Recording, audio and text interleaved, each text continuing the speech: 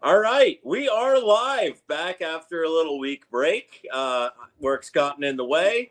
It's summertime, so sports are slightly slow, slightly, a little bit. But DG3, how you feeling? I am feeling pretty darn good, Colin. Because A those lot to National League smile about. champs are looking back in form, eh? A lot to smile Yeah. about these days. Beach vacation is a week away. It's on the horizon. The light is bright at the other end of the tunnel, and we are feeling pretty good about it. Ooh, where are you going on vacation? I'm going down there to the Delaware beaches, Oh Bethany yeah, Beach. Dewey. We'll get out to Dewey for a night or two. Okay. Beach time, beach during the day. We're gonna go to Bethany Beach and then maybe a little nightlife over in Dewey. Hit the old Okay. Starboard or something over there. I have never been to a Delaware beach, but you know what? Wait, are you going next weekend? Next weekend. I have off next weekend. Let me show you the ropes, buddy. Maybe. Did we just become best friends? I hope we recorded that. Listen, man. Maybe I show you the beach. You show me how to freaking swing a golf club. Dude, I'd fucking love that. I am in. Count me in. A couple guys this weekend trying to inspire me to get into the old golfing there. Dude, a lot of golf's going on. Colin, I got questions for you. I don't know if you want to ramp right into this, but sure. Let's do it. I am obviously well known as a sports guy in my communities, okay, in my circles, so Makes to speak. Sense. Big sports guys here. I kind of have that important responsibility of answering all the sports-related questions. Sounds about right. Yep. Unfortunately, there's a lot of golf questions coming my way these days, and I don't know all the answers. I said I'd talk to my golf guy, so here we are. Hey, I'm your guy. For those listening that are up to date on this situation, I will try to, we'll try to speed through as much as possible. But can we do, before we go US Open, right? Kind of a big deal. Yeah. Can we backtrack it to where I think I kind of understood a little bit what was going on, but the LIV situation. Yeah. Is that what we call it? We call it the LIV? Live golf. Live golf. This was about a year ago that this started, right? Give or take. Yep. Okay. And it was a huge I'm just telling you where I'm at with it. A huge controversial thing, mostly because it's a sketchy thing where the money's coming from, yada, yada, yada. Yeah.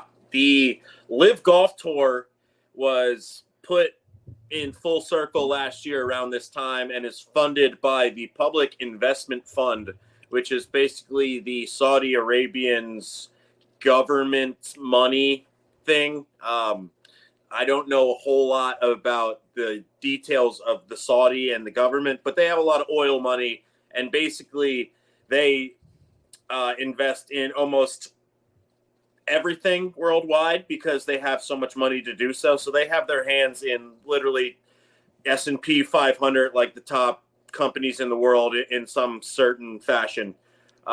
Basically, they have more money than God, and they are buying sports left and right. And last year they decided to invest in a new golf league to rival the PGA Tour, which is where LIV started.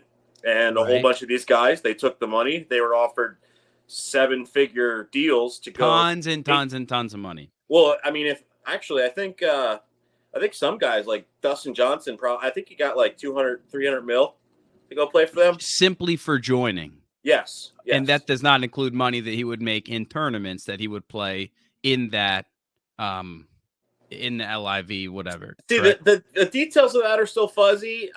From what I heard is that was like total money that they would earn if they stayed through their contract.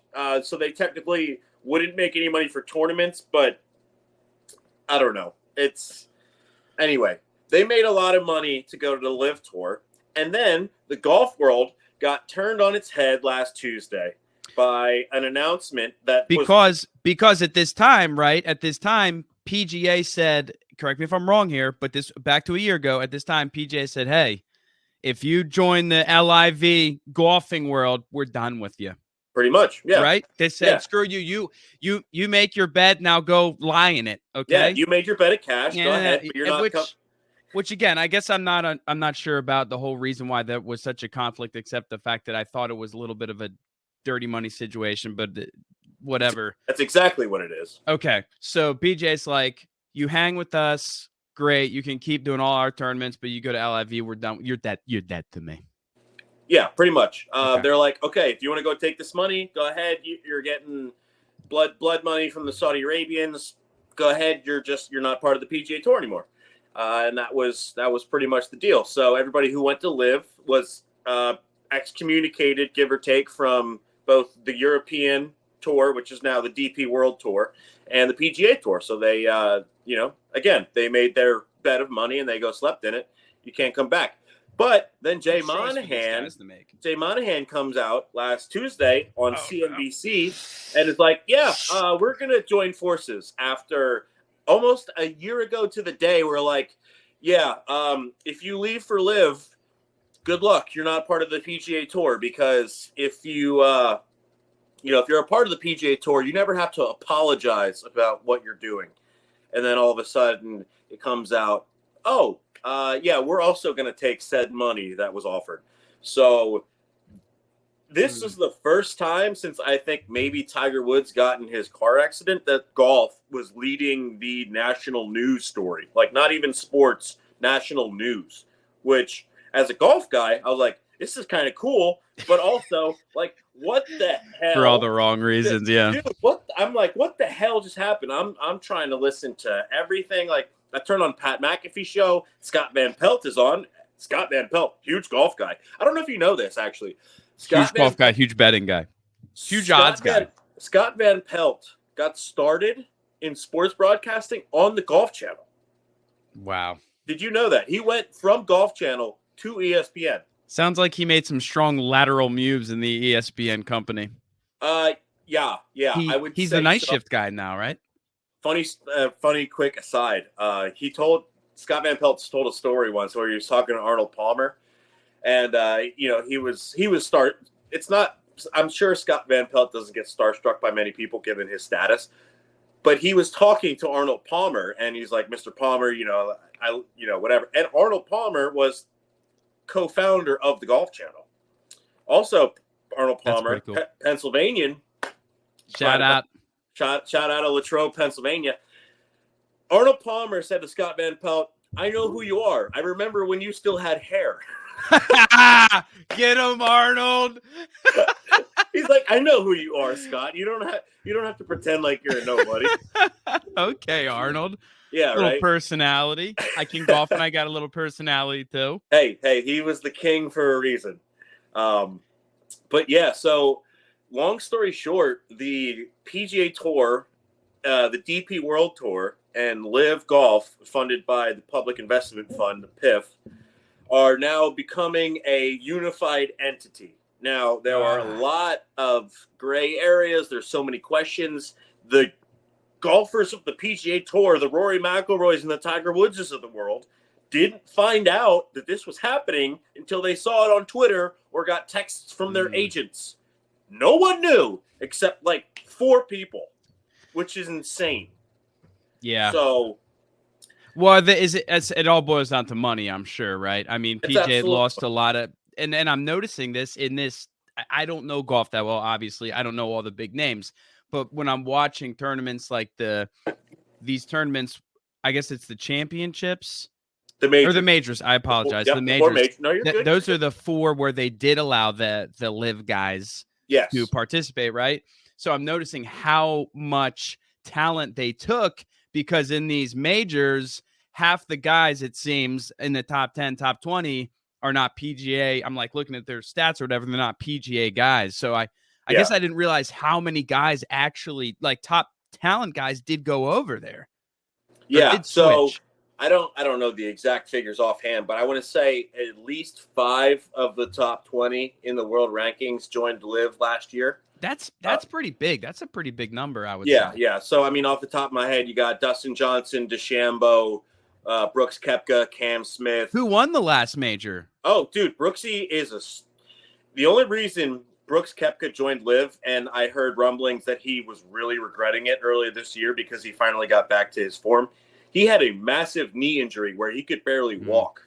And he's like, I don't know if I'm going to be able to play golf again. So he decided to take the money And he's like, well, on the off chances I suck for the rest of my life, at least I have assurances for my grandkids. It's fair. It's also a good cop out, but it's fair. It's a fair point. Yeah. It's a heck of a situation. Hey, Dan, I don't know if have you watched the Full Swing documentary?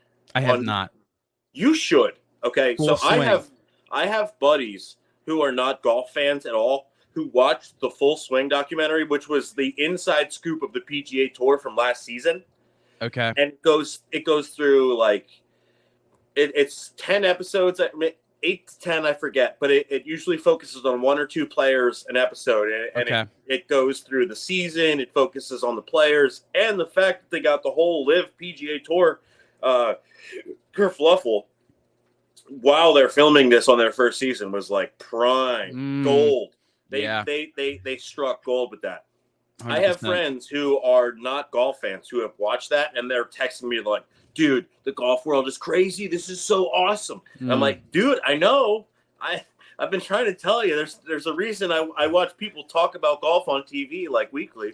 Get you that behind the scenes look a little bit. Exactly, dude. And it highly recommend. Who comes out on top? Who comes out on top where you get the behind the scenes? You're like, oh my gosh, I love this guy. Joel Damon. No relation to Matt? No, not Matt Damon. Spelled differently. It's Dahmen. Joel Damon. You were so ready for that question. Joel, dude, and once you watch, you will understand. Joel Damon, if you know golf, you know who he is. If you don't know golf, you don't know who he is. But now people know who Michael he is. Block and Joel Damon. Well, now people know Michael Block. but prior to Full Swing, people didn't know who the hell Joel Damon is. But he has a great story. He is a great dude. And he's also one of the best golfers in the world. He's a top 100 golfer. And there's from 50 to 100 players in the world rankings. Like, if you're not a golf fan, you could say a name. They're like, I don't know who the hell that is. And like Paul Barjon, you know that name? Sounds like a hockey player. It does. I think he's from France. Okay. But anyway, I think he's in the top 100. Playing pretty well at the U.S. Open, which we'll get to. But anyway. Can you sit? This is a real quick tangential question.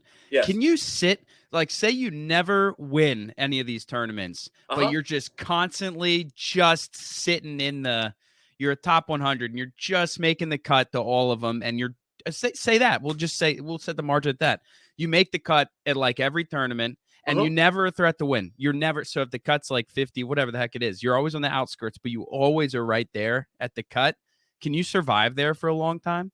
Sure can. Or do you have to kind of get some big wins, some notches in your belt, so to speak? You don't necessarily need to win on the PGA Tour to be successful. Off the top of my head, there's a guy this year. His name is Eric Cole, who has been playing mini tours. He hasn't even been on like the DP World Tour. He's been playing mini tours in America.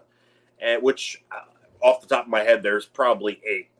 And he wins a whole bunch of events on these mini tours, but he's never really made a name for himself in the PGA Tour.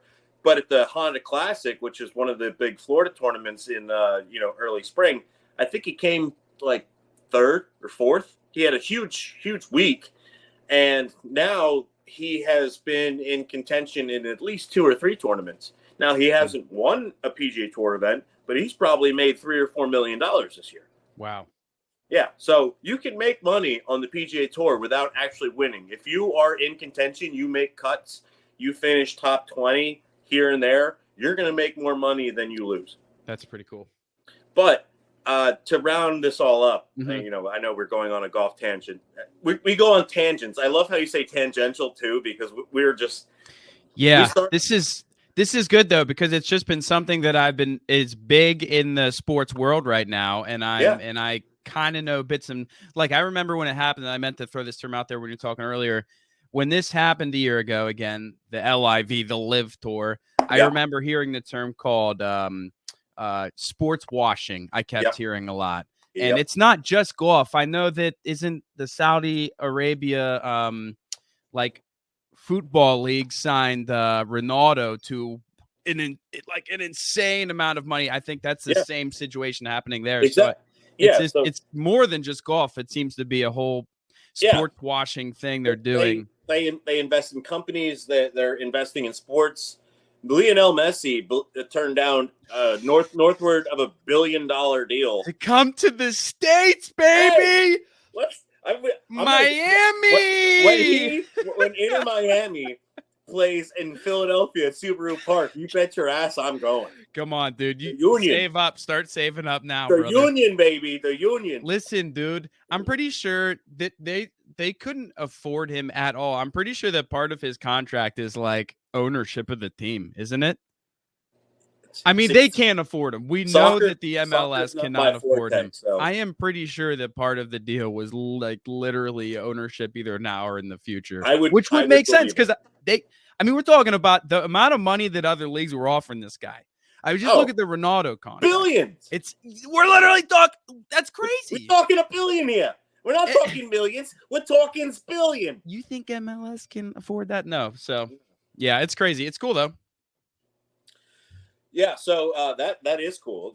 Obviously something that happened in the last 2 weeks. Lionel Messi is coming to play in the U.S. Messi. So to round out this conversation about the LIV PGA Tour thing, there is a lot more questions than there are answers, and no one knows what the hell is going on. Even the players who are at the U.S. Open, they're like, we know just as much as you guys, honestly, because this is a contract thing that is going to be worked out between multiple corporate entities that are worth billions of dollars, and then also Saudi Arabia's money fund, their oil slush fund. Mm-hmm. So we don't know is basically what is going on. Do you have any guesses as to? I mean, at the end of the day, everything always boils down to money, obviously. Yes. But do you think that the PGA was like, we're the PGA. They're just going to sink. They're not going to do well, and we're not going to miss those guys, and they're going to wish they didn't leave. And then it's kind of just didn't go the way that they thought. I mean, or do you think their moral compass just is not in the same place? Like, why do you think it only took a year, which is not that long, and now I'm guessing from what I've heard and seen, the PGA players are like, we freaking backed you up on this whole thing. We didn't take the money. We backed you up because you said XYZ, and now suddenly you're freaking like, screw you guys. Exactly. Screw you, PJ. You freaking lied to us. I'm going home. Yeah. So like John Rahm and Rory McIlroy, who are the poster childs of like, no, let's stay on the PGA Tour. Let's be loyal to the people. And for what? You know, let's support the tour who is not taking the blood money. Now they're screwed because Rory McIlroy probably could have gotten $500 million for going to play to LIV, but he decided to stick with the PGA Tour and be the poster child for like, no, let's stay with the hand that's feeding us and not them. And now he lost out on millions upon millions of dollars. And they're like, well, fuck us, I guess. Yeah. So what I think is going to happen is these players who went to LIV, eventually there's going to be like one big tour thing. But if the players who want to come back and like, from what I can tell is like LIV is still going to be played next year. There's still going to be that whole tour. But beyond that, I think it might come down. It might just be the PGA Tour and the DP World Tour, but it's involved with the Saudi investment fund. But the players who want to come back to the PGA Tour will have to, pay recompense, if you will, to those who didn't leave, if that makes any sense. So now are you do you think this situation is going to exist where you're pretty much forcing, in a way, every golfer to take money, essentially, that is quote unquote blood money, or because if I'm understanding you correctly, if it gets to a situation like that, then the money's all going to be kind of wrapped in together from both sides. I don't know. It sounds like extremely complicated and it's extremely convoluted. And the problem is that the PGA Tour players are independent contractors, but if they want to make money, they have to play.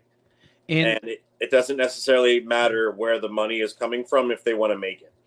And one last comment, and then we'll kind of bow this thing up. But one other thing I remember hearing when people left the PGA to go get more money with the LIV is that I remember hearing some people kind of speak on like, again, correct me if I'm wrong, but PGA is not, they're a little corrupt, like they're not paying us what they should be paying us anyways kind of thing. And I was surprised by hearing, I want to say I heard Mickelson kind of going that route a little bit.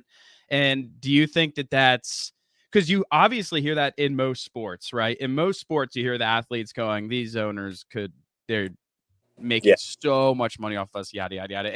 And us laymen, people don't want to hear that because we're like busting our asses to freaking pay rent. But I don't know, for whatever reason, that kind of surprised me or caught me off guard because it feels like such a sport where you go out there, you perform well, you freaking get your bag. I don't know. Yeah. The thing is with the PGA Tour, they were a non-profit company up until this whole merger thing, but they're making buku bucks off of the entertainment value that they're giving their fans, but the players aren't getting an equal share of that revenue. So that's why Phil Mickelson is the head man on the there's something wrong with the PGA Tour, so I'm gonna go do this because they're at least paying me my fair share. Yeah. And now Phil Mickelson looks like a goddamn genius because he got like he got $600 million, and then the PGA Tour turns around and be like, okay, well, I guess we're gonna take the money too because there's nothing else left. So anyway, it is U.S. Open weekend. Thank you for joining my pool. If anybody's listening to this and if you want to join in on a U.S. or an Open Championship pool coming in mid-July, I do one for all of the majors. Yeah, you're doing a great job with it too. I got the little emails today, seeing I didn't know that was part of it. I was kind of hoping because it's this flux of like, how am I doing? Who knows? Yeah. Probably not well. So there was a possibility for me to do it through a third party and do it on the internet where they would track it like with them.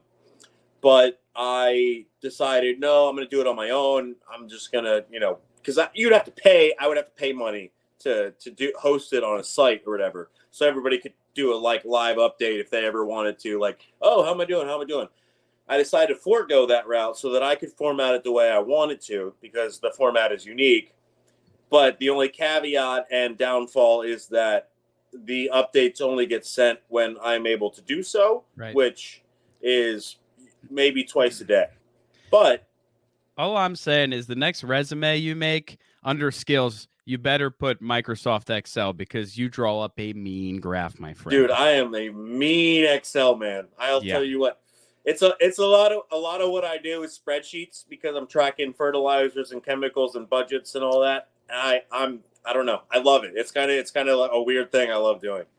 That sounds like something like a baseball guy would say, but I guess with your background too, it also makes sense with the breakdown of the golf stuff there. So I'm looking at it live. Ricky Fowler coming back from the dead, and Xander Schauffele break the U.S. Open record yesterday. Shoot 262s, and everybody's freaking out now that golf's too easy. Golf's easy. Yeah, that's what I said. Open should be a 1-over. Make it harder.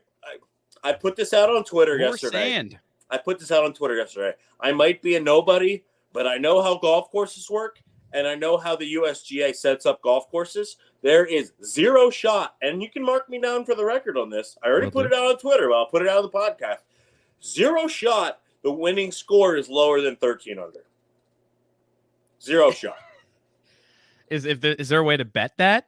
Because you should, if there is.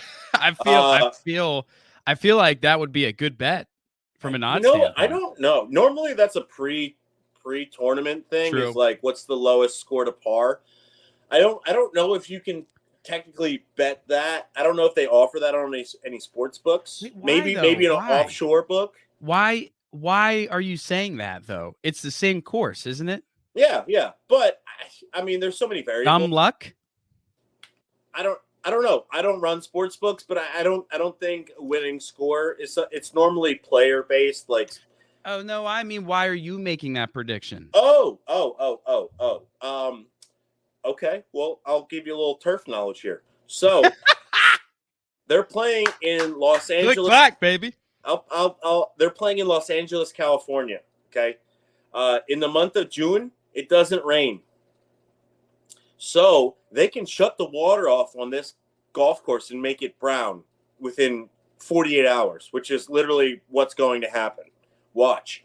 With this bright green grass that you see out here, it's going to be half brown by Sunday. Wait, why? Is that why? Why shut it down?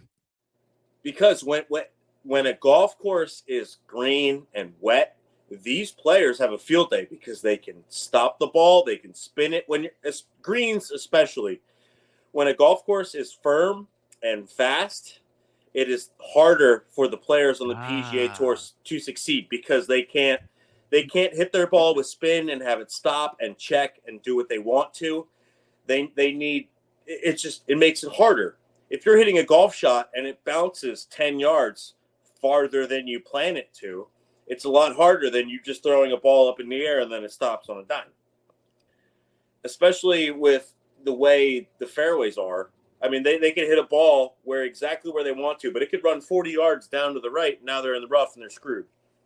So it does you a lot more damage to overshoot it and have it keep going versus a little undershoot. Yeah, there's a lot more variables to it.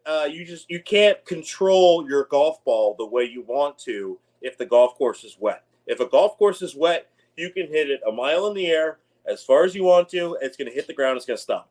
Well, why don't they keep watering the damn grass all weekend? Because that makes it too easy. They want it. Okay, so this is ultimate route I'm trying to get at. They want it to be difficult. The U.S. Open is, by all accounts, supposed to be the hardest tournament in golf ever. Like the hardest tournament of the year, the hardest playing conditions. Okay. Normally, if it's played in a northeast golf course like Marion down the road or Shinnecock up the road a little bit, there's narrow fairways where you have to drive it very long, very straight. But if you miss the fairway, you're in rough that's like yay deep, probably 6 inches. And then if you're in that rough, you're screwed because you can't really hit it more than 100 yards out of that because you're playing out of junk. You know, like Happy Gilmore, look at that cabbage he's in now. Yeah, that's what happens when you hit it into the rough in the U.S. Open. Pretty good pull by you there. Hey, don't get me started on Happy Gilmore. I mean, you should know your golf movies, but stuff. I do. I sure do. Hey, I showed you the koozies that I have of Bryce Harper, right? Say that again. Did I show you the koozies I have of Bryce Harper? No. Are those the ones you referred to? The Bedlam at the Bank ones? Dude. You got to get me one of those. I have 2. You got to give me one of those. The only thing is they're for 24-ounce tall boys, so you're gonna. I'll make it work. Okay, Dan, I'll make a deal with you. Let's make it. You can go to your Pirates games at PNC Park. Beautiful ballpark, by the way. Been there many times. Some say the most beautiful ballpark. Saying. It's hard to disagree. I haven't seen enough. Incredible backdrop, though. I will give you one of those koozies that I bought earlier this year at CBP if you take it with you when you're wearing Pirates regalia when you go to BNC Bank. Collin is calling me out publicly. I didn't think he'd do this to me. I went to a Buccos game last weekend, whenever it was, and they were playing the St. Louis Cardinals, and I was repping a 3/4 sleeve Pittsburgh Pirates retro shirt. It's okay. No conflict of interest there for me. Who cares about the Cardinals? Plus, I would hate to wear Phillies red and people care about the Cardinals because fuck the Cardinals. Exactly. One bloody nil. Do you remember that? Yeah. That was the downfall to our Phils. The start of the end. That was the beginning of the end back in 2011. And Ryan Howard tears his ACL, and then everything goes. I hate that you brought that up because that's maybe the guiltiest I've ever felt in my entire life. I'm going to tell that story, but real quick, you say the beginning of the downfall, but they were also the beginning of the. Give me the opposite of downfall. The resurrection? The resurrection in the wild card series, dude. So there's kind of some positive memories there too. It's the alpha and the omega, the beginning and the end. The full circle, as it were. Full circle, baby. One of the guiltiest moments in my entire life was I remember being a kid and I remember watching that hit by Ryan Howard. And I don't know why. As a kid, for some reason, at times I had a difficult time latching on to Ryan Howard. I think just the way that he looked and played, he was like bigger and slower. So I don't know. Maybe he just looked like, I like Chase Utley. Dude busted his ass. Just, I don't know. And I was just impulsive and whatever. But when Ryan Howard swung that bat and hit that, it was like a ground ball, right? And on the swing, he tore his, was it his ACL? I thought it was an ankle. Whatever. Achilles, He I don't know. destroyed his leg. And I remember watching that going, come on. I remember reacting like, ah. And then later watching him like slowly go to first base, which he normally did. But then later finding out that he had just destroyed his leg and probably his career was kind of over. Pretty much. Guiltiest I've ever felt, man. That was Let's turn it more full circle. One of my fondest memories. I'm sorry, Ryan Howard. It's fine. One of my fondest memories of baseball ever is watching Ryan Howard win the home run derby in 06. Yeah. Where? PNC Park. Was it really? Yeah, dude. That was my first glimpse at PNC Park. 06, 2 years after the stadium was open. That's cool. Ryan Howard hits a bullseye sign out on right field over the Clemente wall. It didn't go all the way out into the Allegheny, but it hits a bullseye out in right field on the wall before it gets out to the Riverwalk, and it won some people something. But I remember watching that as like a 12-year-old. I'm like, this is the greatest thing ever. I mean, dude, how good was the home run derby when we were kids? It was really good. Miguel Tejada, Bobby Abreu. Dude, give me I raise you a Bobby Abreu. And that was when the team wasn't really doing that well, right? Yeah, the team wasn't that great. So then when Bobby Abreu, like 03, 04, they were in the doldrums. So Bobby freaking bowling out at the home run derby, man. Come on. He was one of my favorites growing up. Josh Hamilton, bro, in Yankee Stadium. Yeah, geez. Josh Hamilton, what a wild career. Character.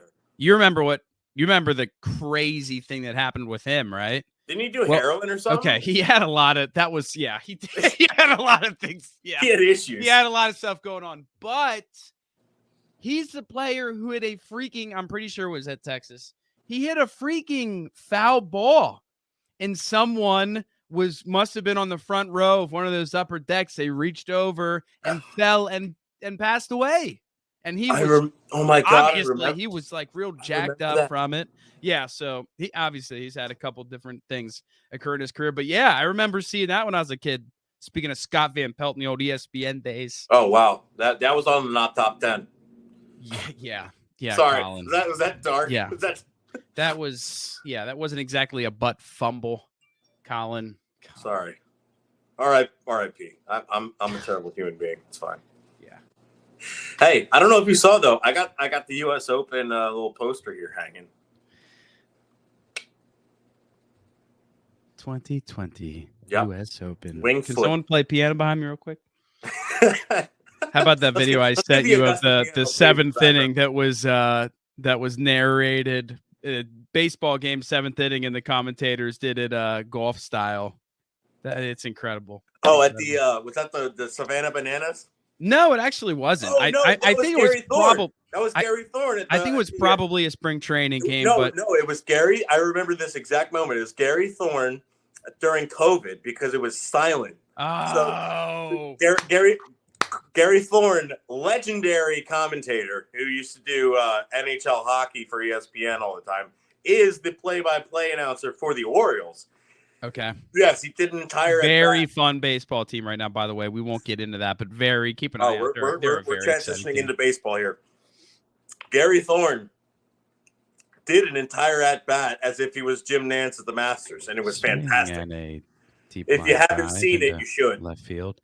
Gary comes from Atlanta, Georgia, where he was raised by his two parents, Linda and Scott. It was incredible. It was really incredible. A perfect segue from golf to baseball. Okay, I know you have some stats. Let me rattle off a couple that I definitely didn't go as deep a dive into this whole stats thing. I put on the scuba gear, Colin. Oh, dude, Scuba Steve coming in hot. But, okay, so I will start by saying Phils are hot. Back above 500. Back above 500 since I made the asinine comment on the Fanatic radio station down here in Philly that they wouldn't go back below 500 after the Astros series. Wrong. But they are finally back above 500, 35 and 34. Back and better than ever. If I'm not mistaken, 35 and 34 after a decent road trip thus far against the Dodgers last week? They played the Dodgers, and then they played Detroit, then they played Dodgers, and then they played the Arizona Diamondbacks. The Diamondbacks, who I was mistaken earlier in the season as thinking they were a trash team as they normally are, but not anymore. Same division, by the way. Dodgers, Giants, Fathers, and Diamondbacks. Take a guess at who is currently winning that division. The Diamondbacks. The Diamondbacks. It's not the Fathers. It ain't the Fathers. There's a snake in my boot, says the Dodgers. So, Phillies are Corbin Carroll, by the way. Quick shout out to Corbin Carroll. Don't mean to interrupt you there, but that guy is a ball player. Who? Corbin Carroll. I don't know who that is. He has been playing for the Arizona Diamondbacks. He's going to win Rookie of the Year. He can hit with power despite being a smaller stature type of guy. He's got a ton of lettuce on his head. Sometimes makes some mental errors out there in the outfield thinking that it was 3 outs when it was only 2. Shout out to JT Real Muto with incredible base running abilities as per. Are you sure he's going to win Rookie of the Year? Because that guy from the Reds, Ellie De La Rio, or what's his name? Ellie De La Cruz. He is tall, he is handsome, he is strong, and he is fast. But he just started a week ago, and Corbin Carroll has been playing for a couple months now. All I know is Ellie De La Cruz came up and was like 15 for 15 from what it seemed like in his first couple games, and now he sucks again. So Colin, he hits a ground ball, and even just at a regular rate, right to the infielder, and he's still almost safe. It's incredible. But he's also it's the new breed, right? He's the fastest player in the league, but he also hits with extreme power, and it's insane. It's unbelievable. Well, you know what? I'll put it this way: we have the same feeling about downtown Don Brown, and we all know how that ended up. Oh, come on, dude! Oh gosh, he was lanky. I'll give him that. He was lanky. Okay, so Phillies downtown Don Brown 8-1 in their last 9. Doing very well in the month of June. They lost their first 2 games in June, but then you know what? They started playing the song again. Started playing the song. Play the freaking song, dude. I'm on paper as saying that song, and I don't think I've said this to you yet. I've said this to my brother. I think that song. It's like that. It's that's how I feel when it comes on. I'm like. Like it's really not a great hype song. It really isn't. It doesn't matter though. But if the result is 10 out of your last 12 and a good culture and a good vibe and Schwarber bombs and everyone else hitting bombs, then you know what I say? What? Play the song, Colin! The freaking song! Dude. I'm in the corner. Watching you kiss her. Oh, it's good vibes. That's what's the DJ of the team, Mr. Also, he's a catcher, backup catcher. Garrett Stubbs says, you know what? Stubbs the legend. It's high vibes. Every quote that I ever see from him is such a 18, 20-year-old type thing to say. Because he looks like man. He looks like an 18-year-old with a beard. Every quote, it's like, wow, you don't talk like I talk. Tell me you're a millennial without telling me you're a millennial. 100%. Or no, not even that. Tell me you're a Gen Zer. That's what they are. Yeah, exactly. Gen Zer. Yeah. But okay, so it's funny. It's funny how you have these veterans on the team, and then you have these young kids, and it's just such a you see it mostly. You see it up in front of your face when like someone hits a walk-off, like Schwarber gets a walk-off or whoever the post-game interview is, and then you see the kids come and like mess with them. It's such a like, it's such like an adult and puppy interaction, and I think it's adorable every time. And Schwarber with freaking Stott and Marsh coming up to him, throwing bubble gum at him. It's just it's adorable. These kids act way different than we did when we were kids. It's hilarious. Yeah. So Phil's hot. Here's some Bryson Stott stats. Let's go. Apparently tonight, per Jack Fritz of WIP, a baseball mind I very much respect, who, caveat here, my buddy Joey Hotman, college roommate of mine, probably the biggest Phillies fan I know, to the point where he lived in Chicago for about 4 years, and his other buddy, it's Jack. His other buddy's name is Jack. Joey and Jack Gugerty. They were in Chicago together. You and your last name. The summer of 2021. They went to the 4-game series when the Phillies were playing at Wrigley, dressed in full Phillies uniforms. Now I have video of this. Tom McCarthy shouted them out when they were on the broadcast. Michael Barkan. I mean, they took fatheads up to the stadium. They went Fransky in LA. They went Tom McCarthy and Kruk. They went Barkan in the studio with the blue glasses. I mean, they were all over TV for a whole 4-game series. He actually wants to be on the podcast. So I think maybe around All-Star break, if you don't mind, we add a third party to this. We talk a little Phillies baseball prognostication for the second half of the season. If you're I'm okay with it, so long as he wears that Phillies baseball uniform. Oh, he will. He will. He is my one friend who's from Delaware. He's a great guy then. Yeah, you two be able I'm sure we have at least 80 mutual friends. Probably. I forget the school. I forget the high school he went to down there, but really good baseball player in high school. He probably could have played like D2 college ball, probably. Okay. He probably struck me out a time or two. It's possible. Very possible. By the way, just while it's on my mind, Tom McCarthy. Did I say his first name right? For some reason, I'm doubting myself. Tom McCarthy. Tom. Unbelievable call. I forget the exact day, but it was it was in the very beginning of June. Schwarber had a 2-home run game.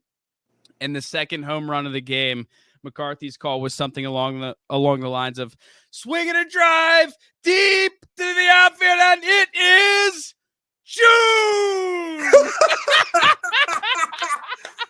I did not hear that, but it was awesome. And it was good. It was a good mood because I think it was a game where they were winning by it wasn't over, but they were winning by like a decent amount. And it was his second home run of the game. And when I heard him go, June, I was like, oh, you sandbagger, you son of a gun. You've been waiting for this moment, haven't you? Such a good call. Even made better by the fact that it was his second one, right? More build up. Just one of the best calls I've heard in a long time. Tom it was so good. He's a gem. Oh, it was so good. My favorite interview of all time. I sent that to you, right? No. Do you know it? No. Oh my gosh. I have no idea what you're referencing. There's a player who played for the Blue Jays in I'm guessing here, but maybe like the 2012-ish, 2014 and a couple years. And he was from Japan. And honestly, I have a hard time remembering his name because it was a Japanese name, but it was like something Hawasaki or whatever. And I am missing his name. But he was never a star. He was just kind of like a role kind of player. But he was notoriously hilarious in interviews. And he has so many great moments of being hilarious in interviews. But his all-time interview was, I guess, in a previous game. He had left the game early due to injury or something like that.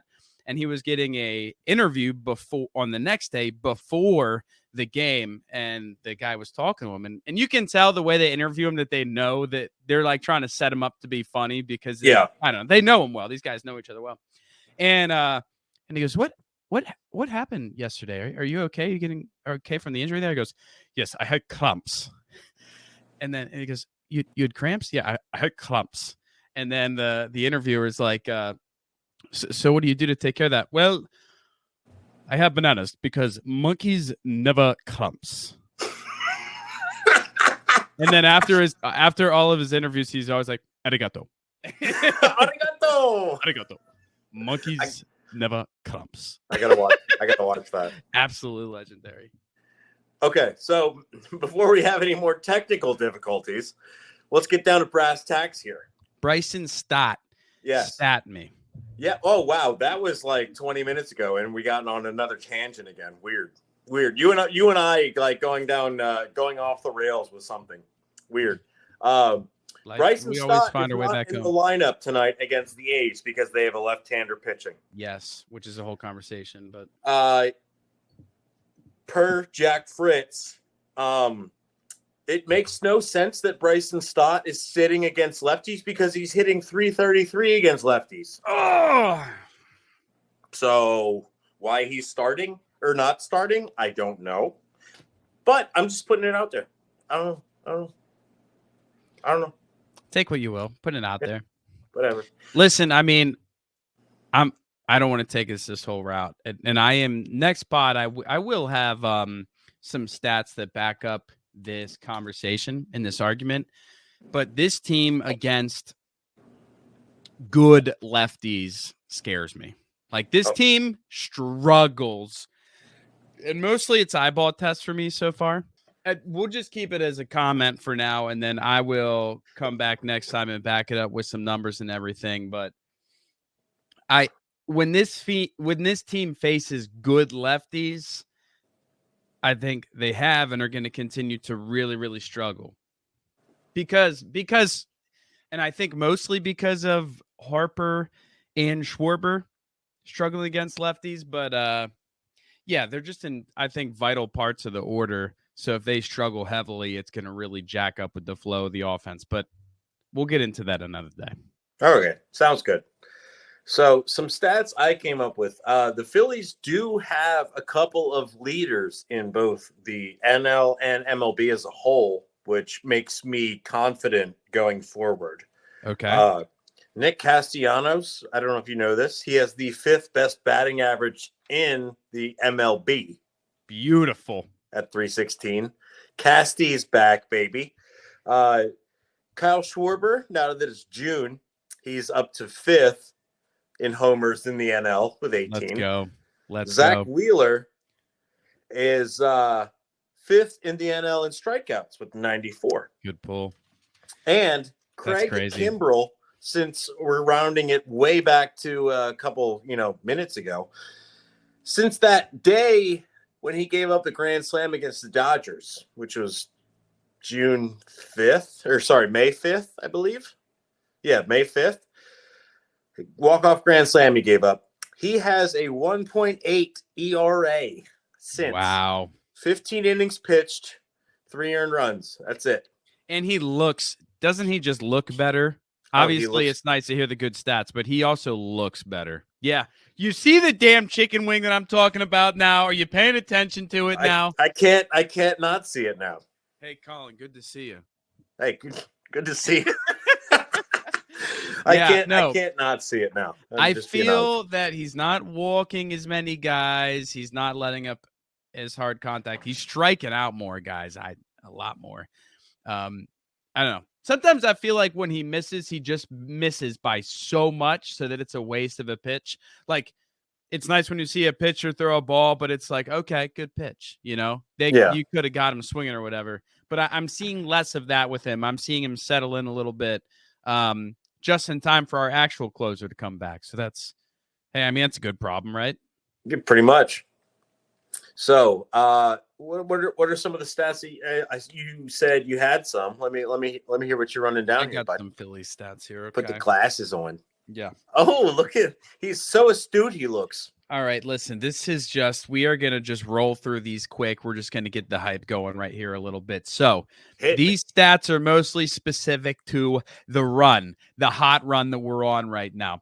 The Philadelphia Phillies are 10 out of the last 12. They swept the Detroit Tigers. Good teams do that to bad teams, right? At the end of the day.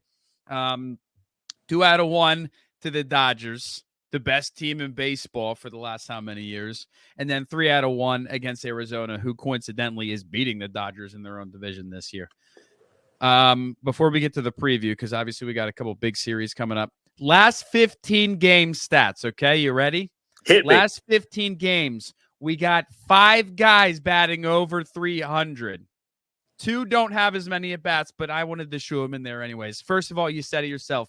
Nick, the Italian stallion, whatever, Italian, Spanish, I don't know. He's a stallion. He's batting well over. Stallion, I like it. He is actually batting .414 in June. Wow.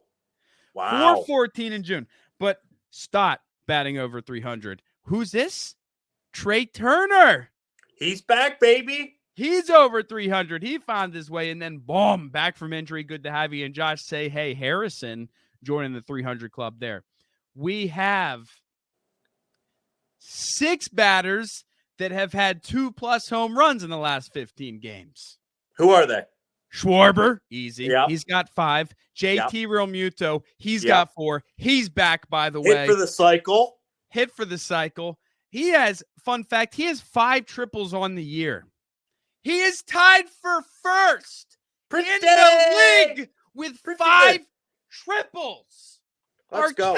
He's a catcher. I know. BCIB, bitch. What are we talking about here? Anyways, I digress. Back to the home runs. Castellanos, he has 3. This is, again, the last 15 games. Drew Ellis? Who are you?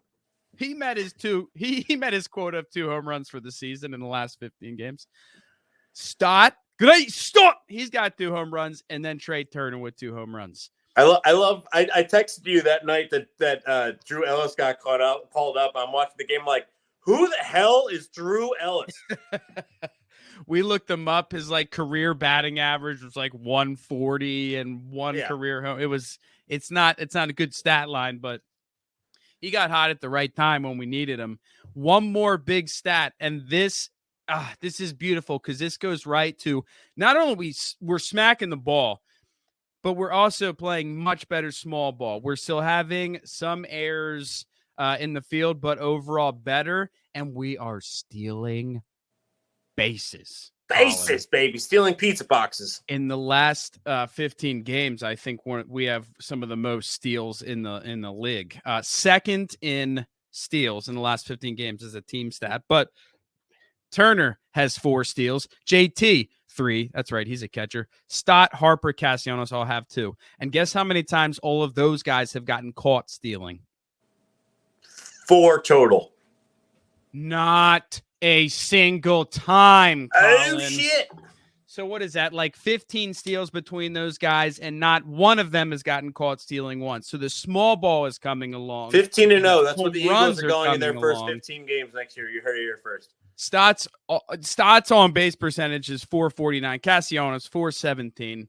And then listen, and I'll wrap up with this. The team stats over the last 15 games, we are second in hits, second in average, second in runs, second in steals, second in RBIs, 6 in walks, 3rd in on-base percentage, and tied for 1st in triples. Thank you, JT. There is one problem. What? With all of this. Hit me. Did you notice I kept saying second? Yes. Any guesses who is in 1st in all of these stats? Braves.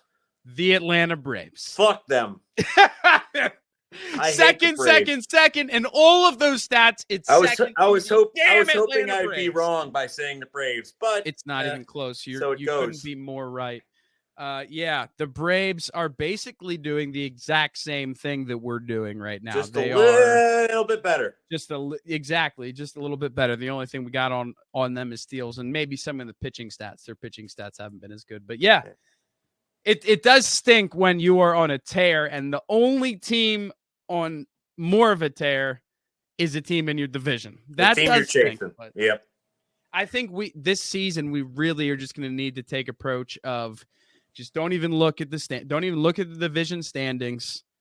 Just go to work, take it series by series, and win series, and things will work out. Like get in the playoffs, and we'll see what happens. That's exactly what happened last year. If we win series, we will get into the playoffs, and if we get into the playoffs in any way, in any fashion, we can get to the World Series because we did it last year. So wait, when they played the Dodgers, did they take 2 out of 1? They 2 out of 1. They got smacked in the mouth for one of the games. But honestly, Colin, I'm starting to think about it this way.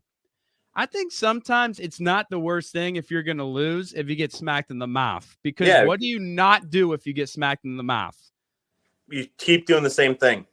No. Sorry, I didn't set that up well. But you don't use any of your good pitchers. Oh. You know what I mean? If you're down 7 or 8 runs, you're not putting in Alvarado in the middle of a series. You're not putting in Kimbrel. You're putting in Ortiz. You know what I mean? You're putting in Cody Clemens. So I was thinking more of along the lines of like your parenting. Like, if you keep making the same mistakes, what are you going to do? You're going to keep making the same, or you don't get punished for making the same mistakes. What are you going to do? Keep making them. So but that when we're translating to baseball, that's a very good point. I mean, I was just thinking about it. They were playing a lot of games in a row. So if you get it, you almost chalk up to, you know what? Today's not our day. We'll rest them with the big arms. We'll come back tomorrow and we'll smack them in the mouth. And that's what they did. And in this past run, it's so cool. There's so many different ways in which they're winning. But we had a tie and then a walk-off in the 9th against the Detroit Tigers in the 3rd game of that series, the one that got pushed back because of the red alert. Oh, my God. Gosh. Don't get me started. Quality red zone situation. Don't get me started on that. Somehow turned that into a positive with a walk-off by Cody Clemens. And then we got a walk-off home run the next day against the Dodgers by Schwarber, which was awesome. It was one of those classic Schwarber home runs, the second one off the bat.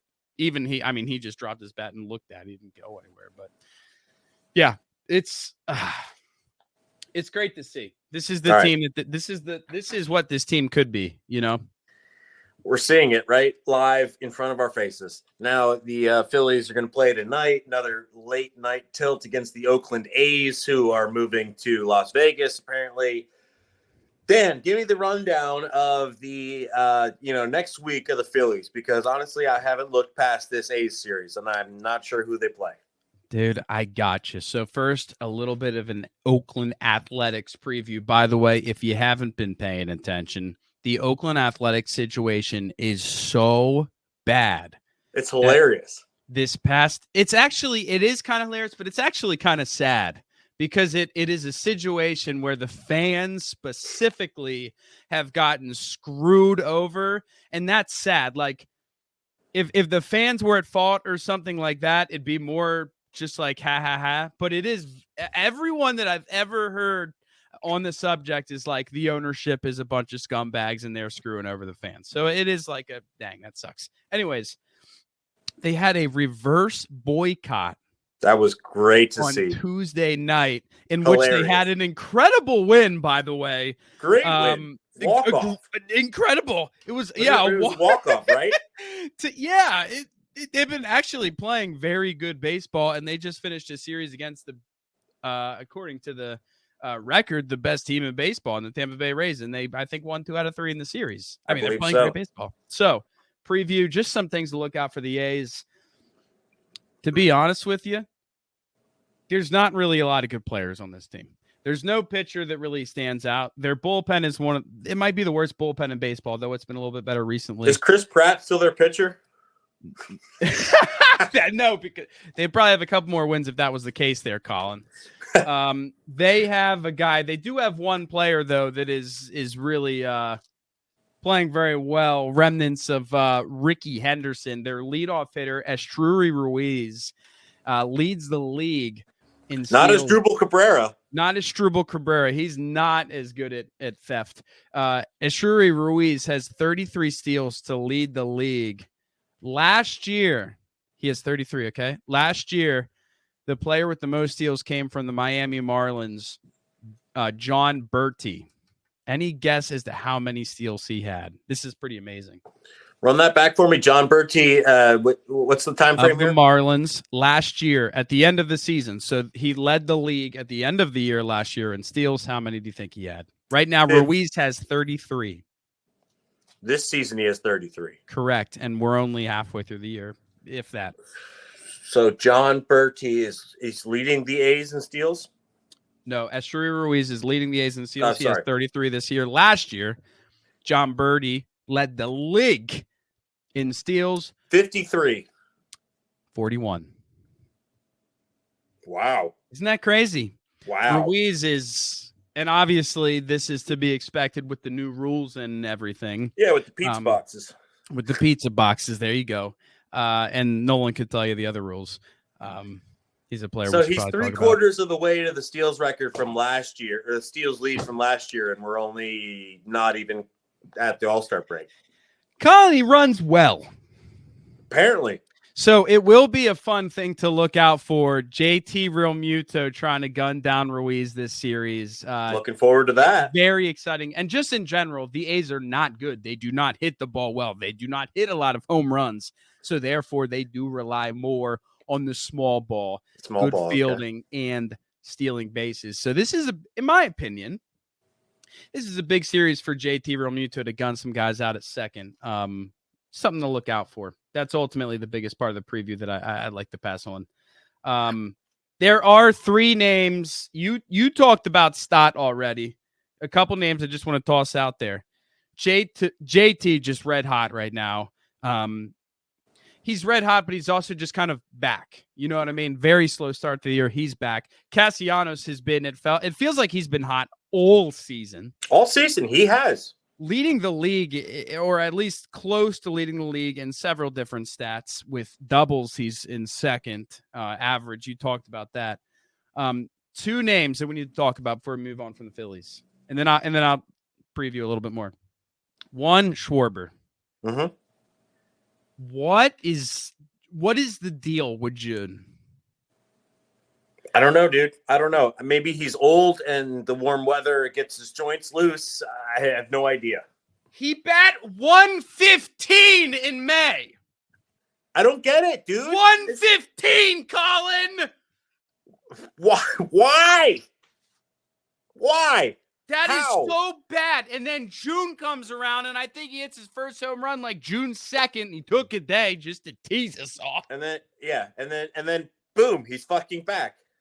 I don't even need to say the stats. He just hits home runs, but he's also just hitting the ball better. It's not just the home runs. His everything is just better. Everything is going better. Is it because he's back in the leadoff spot? I mean, like, well, he was yeah, I mean, he was doing pretty poor in the leadoff spot. They had to bump him off of it. They brought him back up to it. And I am a big believer in this, because he's hitting more home runs and because he's hitting the ball better, he's also walking more.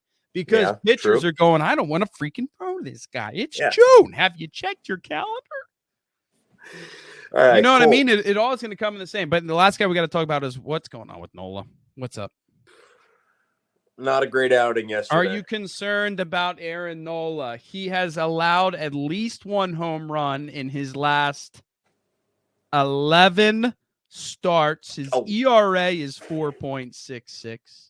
His whip is actually not that bad. It's 110. His strikeout to walk ratio, listen to this, okay? Mm-hmm. His strikeout to walk ratio is 3.9. Last year, it was 8.1. That's not good. What's up? Talk to me. That's How are we? Yeah, that's not a good ratio there. If you He's go walking from, guys. If you go from striking out 24 guys and walking 3 to striking out 8 and walking, what was it?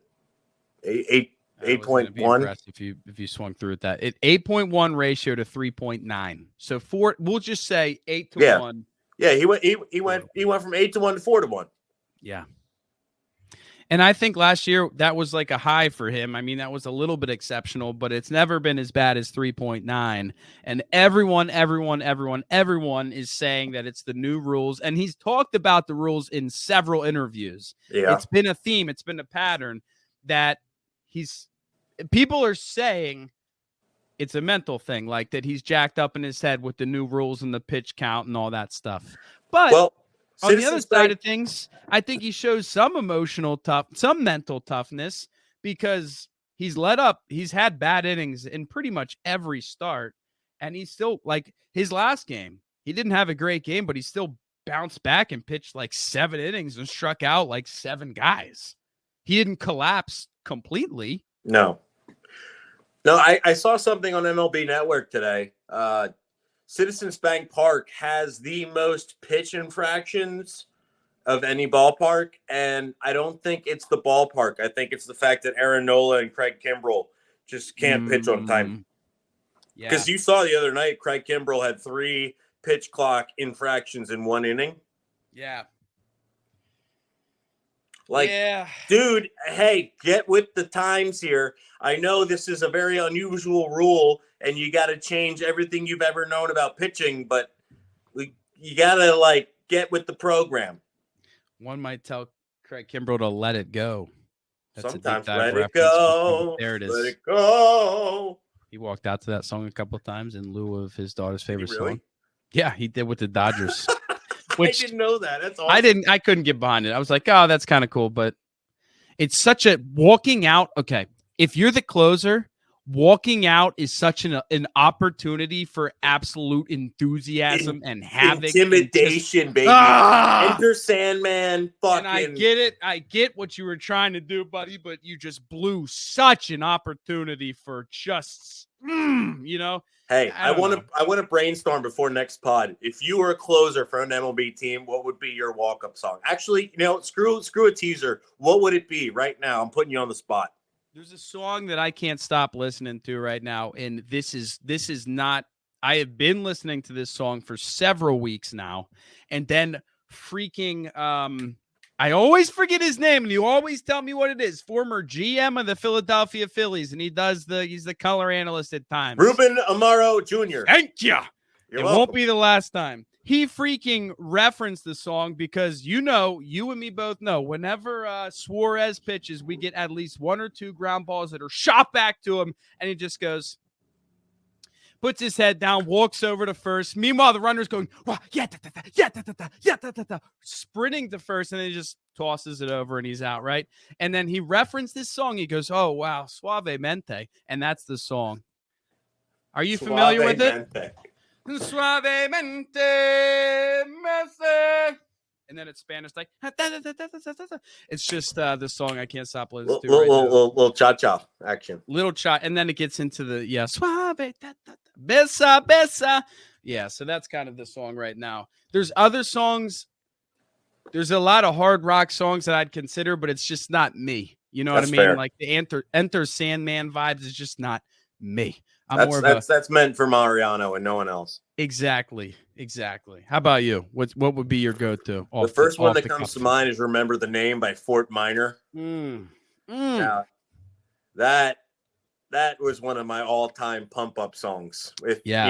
Going back in the day, 06, like playing middle school football. If I wanted to get fucking hyped up, that's the song I would listen to.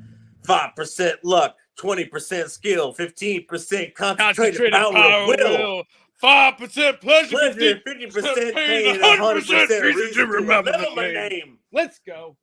That would be mine, I think. If you're putting me on the spot right now, that would be mine. I'd probably change it if given some more thought, but right now, yeah, it'd be that. Yours is definitely a lot more badass than mine, but I'm just following my heart. That's fine. Hey, it's better than Timmy Trumpet because Edwin Diaz tore his fucking Achilles. Listen. I hate the Mets. I'm on paper as my entire team sucks guy. Mets. I hate the Mets, dude. That walkout song is badass. Is this a safe? Is this a? And then there is something about his little like bouncy, lazy walk in that fits it perfectly. Like, dude, that song actually. He puts his head down and his shoulders just. It's just amazing. Back when that was becoming a thing last year, was right around the time I had my fantasy football draft, which was a big thing in my life, doing a whole Dynasty League fantasy football thing. I walked up to my buddy's house. Shout out Mike St. Hilaire. His parents are very wealthy. and he always has a draft party at his house up in Harrisburg. And I'm walking up to the party. He's got a fountain in his driveway, and I'm playing that song. And I'm just walking up like draft day, baby. I'm walking up to this draft like I'm gonna kill somebody. Yeah. We all have that song that we blast in the car before we walk up to the event. You know what I mean? Oh yeah. That honestly, after I heard that, even though I hate the Mets, I still bumped that song a fair amount. Yeah. Do you have a favorite? Do you have growing up? Did you have a player, or currently do you have a player that has a favorite walk up song? So that technically is a walk out song. A walk up song by a hitter. Honestly, I can't really remember. I know if for some reason Raul Ibanez's walk up song like really stuck to me. I don't remember what his song was, but like during that whole World Series type run in 2009 and 2010, whatever his walk-up song was, whenever I went to the game, it really got me going. I'm going to have to look it up and find out what it was. But this is amazing. Raul Ibanez, it wasn't his walk-up song, but who is the guy? Is it Joe Conklin? The guy on WIP that makes he covers songs and makes the Philadelphia theme. Yes, one of the most talented people in radio. Incredibly talented. I was just home a couple weekends ago for a wedding. I saw my pops, and we talk Philadelphia sports all the time. He might get on this podcast at some point to share some stories, but he actually showed the video of the cover he did of Mrs. Jones, me and Mrs. Jones. He did like a Sidney Jones cover of that. If you have not seen the Sidney Jones cover by Joe Conklin, I have not. Unbelievable. But back to the original story, Raul Ibanez. Are you familiar with the song Werewolves of London? Oh, Warren Zevon? London. Joe Conklin did a remix. The OG song to whatever his name is, redneck motherfucker who ripped it off in Sweet Home Alabama. Yeah. I couldn't tell you because I live and die on Joe Conklin. That was Kid Rock. Kid Rock, Sweet Home Alabama, Warren Zevon. It was All Summer Long. That's the one. Oh, yeah. He ripped off Werewolves of London to make All Summer Long? Yeah. What a loser! All Summer Long is basically a mashup instrumental of Werewolves of London and Sweet Home Alabama. That's crazy. So listen to the song and you'll get it immediately. That's crazy. I never thought about it. I never saw it in that lens, but Joe Conklin easily takes Werewolves of London where it goes, wow, ooh, Werewolves of London. And he goes, Raul Ibanez. Unbelievable. Raul Ibanez. Raul. Absolute I love that magic from Joe Conklin. Dude, he has a show down here that he does like weekly with the some Philly orchestra, and I need to go see it. He did one recently. I don't know if you heard it. It was good. The theme was good, but he took Devil went down to Georgia. He was looking for a soul to steal. He was in a bind. He was way behind. He was looking to make a deal. He took that song and made the theme about Howie going down to Georgia to get all the Bulldogs. Guy's got a big brain and a lot of singing talent. Dude, I gotta see that guy. Yeah, it's good. It's good. I mean, it's just smart. It's just clever.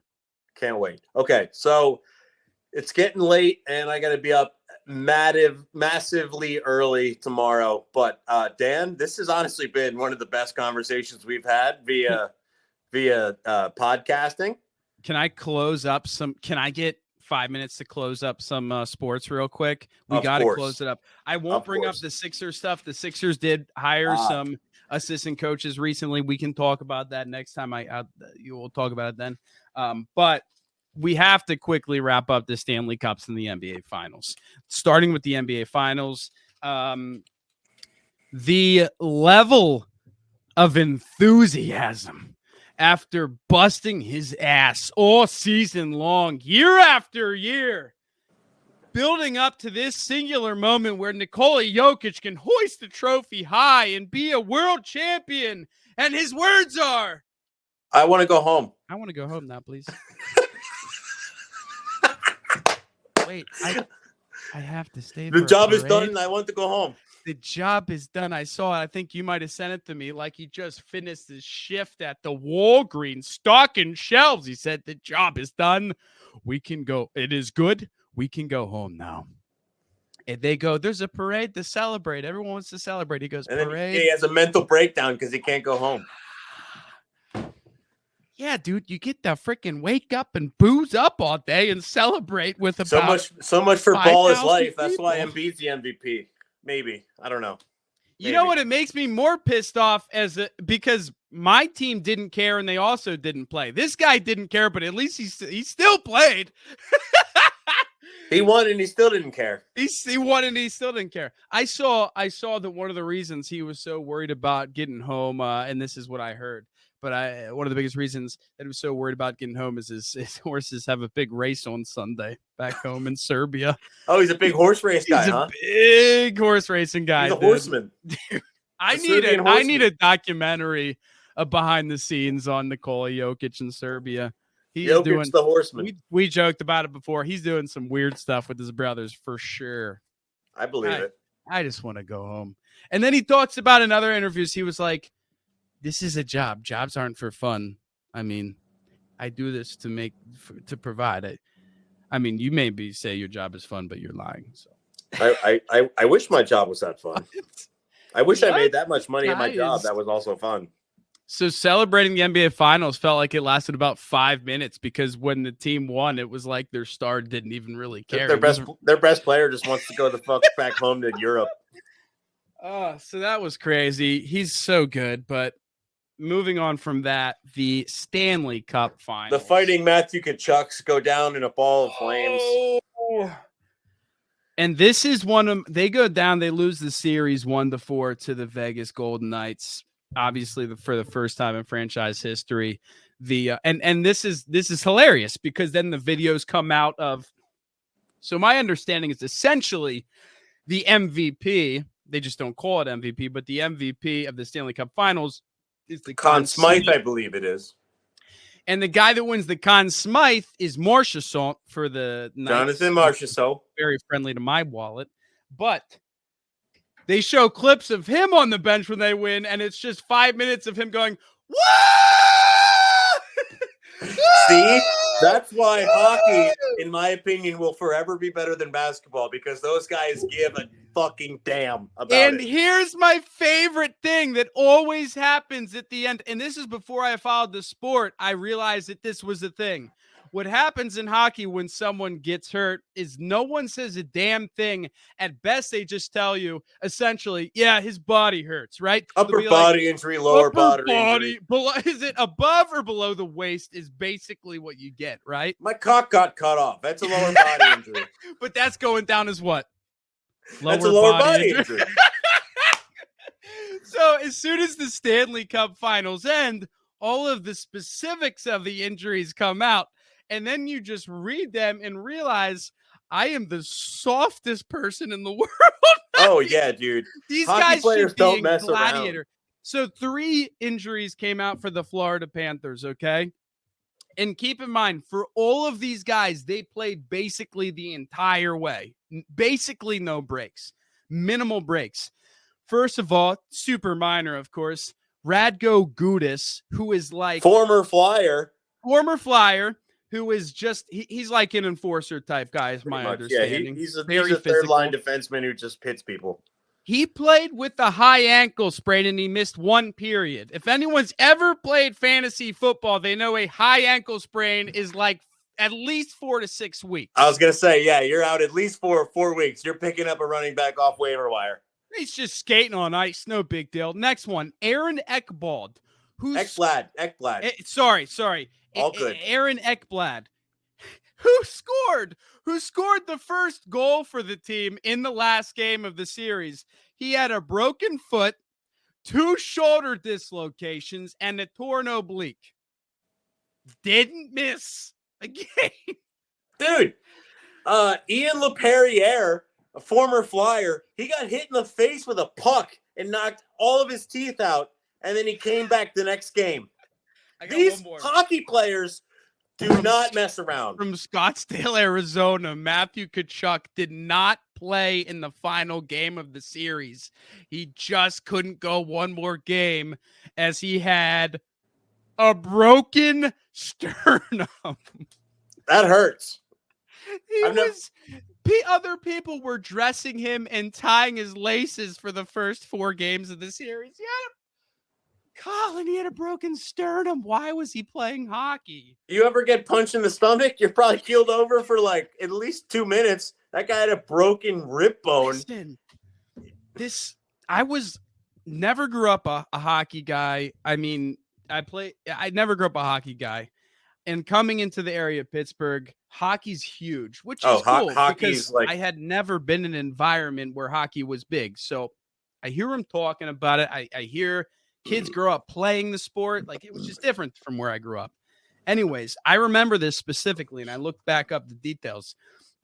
I remember listening to the radio, and I know you guys aren't going to like the Arizona Flyers fans, but the Penguins won the Stanley Cup in 2017. And I remember turning on the radio afterwards, and this is the first time I was alerted to the fact that, they hide these injuries or they don't talk about it until afterwards. And they talk about a guy named Nick Bonino. Oh, I know Bonino. It was in game 2 of the Stanley Cup Finals that year. He got hurt. He finished the game, but he never played in another game. And they had him on the radio. I remember driving to work the next day after they had won the Stanley Cup Finals. So the first day it's all over, they interviewed Bonino. They're like, okay, what's going on? You can tell us now, right? He goes, oh, yeah, I broke my tibia clean through. Mind you, he finished game 2. He was like, yeah, I went back. They shot me up and I had adrenaline going, so I was able to finish the game. And then he was like, I came out, skated around in game 5, game 6, whatever the last game was. He was like, I skated around. I tried to see if I could get it going, but I just felt like I was going to be a little too slow and a little bit more of a detriment to my team than helping them. So I didn't get back out there. Collin. He's playing on 3 of 4 calf bones. Do you know where the tibia is? Yeah, it's in your calf. It's in your leg. He's got 3 or 4 calf bones, and he's still skating around on ice with skates on. I just thought I'd be more of a detriment to my team out there. I wanted to play, but I didn't want to hurt them. Dude, I finished game 2 on adrenaline, though. Hockey players are a different breed, dude, and that's why I appreciate the sport so much. When Collin, you look if at I LeBron, broke my leg, I would not even be doing this pod, probably. Seriously, I'd be laid up on the couch for 2 weeks. And this guy goes out and finishes a professional sport where your legs are everything. It's unbelievable. Anyways. Dan, here, let me fill you in on a little bit of the hockey knowledge that I have. Do you know why they don't disclose the specific injuries in hockey? No, tell me, please. Because then the players from the other team will target that injury and make it worse. Yeah, that makes sense. I guess that's kind of, that makes sense. Yeah, like, oh, this guy's got a high ankle sprain on his right leg. Well, let me check him into the boards and then just go down low a little bit and make sure that he can't come back. Honestly, might even be worth a 2-minute slashing penalty if it kind of knocks this guy. If it's Matthew Tkachuk and he's got a broken sternum, maybe it is worth a little elbow. Didn't you see what happened to Cody Banks in D2? Like they knew he had a wrist injury, and what did he do? Slashed him over the wrist. Slashed the wrist. Worth it. He almost took his arm off. Net gain, man. Play to win the game, dude. Unbelievable. Just had to get that off my chest. No pun intended. Absolutely. Unbelievable. But a great run, despite how it ended. An awesome run for Florida and an awesome run for Vegas. Absolutely. But it is officially summer. Hockey and basketball are over.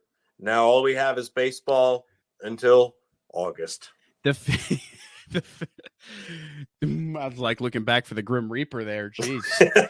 It is a good time. It is a good time for the Phillies. Takes their vacations because if you're not WIP and you don't have the Phillies on your station, then you really got nothing else really to talk about.